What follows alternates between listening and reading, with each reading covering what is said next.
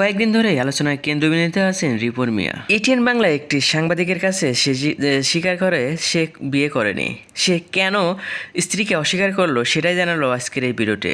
So আমি নিজেই জানাবো যে রিপন মিয়া এই কেন অস্বীকার করেছিল তার স্ত্রীকে। সো ভিউয়ার্স, আপনারা যদি বিনোদন জগতের সকল খবর পেতে চান তাহলে এই চ্যানেলটা সাবস্ক্রাইব করুন। চলুন ভিডিওটা শুরু করা যাক। কন্টেন্ট ক্রিয়েটর রিপন মিয়াকে নিয়ে গত 2 দিনে বেশ কিছু অভিযোগ উঠে এসেছে। বাবা মায়ের দেখভালের সঙ্গে স্ত্রী সন্তানদের নিয়ে অস্বীকারের অভিযোগ উঠে তার বিরুদ্ধে। তবে এসব অভিযোগ অস্বীকার করেছেন রিপন মিয়া। বুধবার মা ও স্ত্রী ও 2 সন্তান নিয়ে ঢাকায় আসেন রিপন মিয়া। মঙ্গলবার পুরো ঘটনার বর্ণনা করেন তিনি।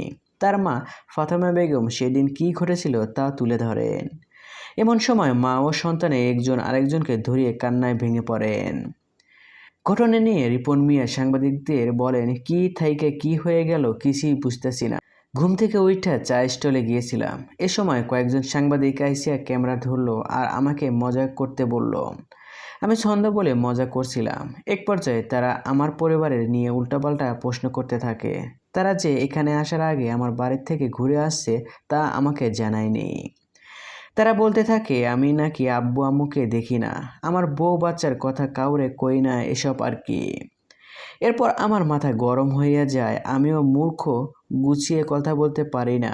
এই কারণে কিন্তু সাংবাদিকের সঙ্গে কথা বলি না।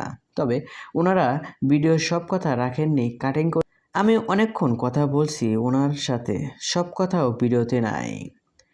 বিয়ে ও স্ত্রীর অস্বীকার করার প্রসঙ্গে রিপন বলেন, 1.5 বছর আগে ভাই সাহেবের ভিডিওতে আমি বিয়ে বউ নিয়ে কথা কইছি, কিন্তু ওনার আমার এত জোর জেরাজেরি করেছিল, শেষে আমি তেরামি করে বলছি আমি বিয়ে করি নাই। এইটা যে আমার জীবনে এমন করবে তা আমি কল্পনাই করি নাই। এই কন্টেন্ট ক্রিয়েটর আরও বলেন, ভাই আমি কাঠমিস্ত্রি, আল্লাহর রহমতে সব পারে, এটা দিয়েই আমার জীবন চলবো, কর্ম জানা মানুষের আটকে থাকতে হয় না, প্রয়োজনে ভিডিও আর বানাবো না, এতে কিছুই হবে না। সো ভিউয়ার্স, রিপন মিয়া যদি ভিডিও না বানায় সো আপনি কি খুশি হবেন? সো এই ভিডিওতে আপনার কি মতামত কমেন্ট বক্সে জানিয়ে দিন। আর হ্যাঁ, বিনোদন জগতের সকল খবর পেতে চ্যানেলটি সাবস্ক্রাইব করুন। ধন্যবাদ।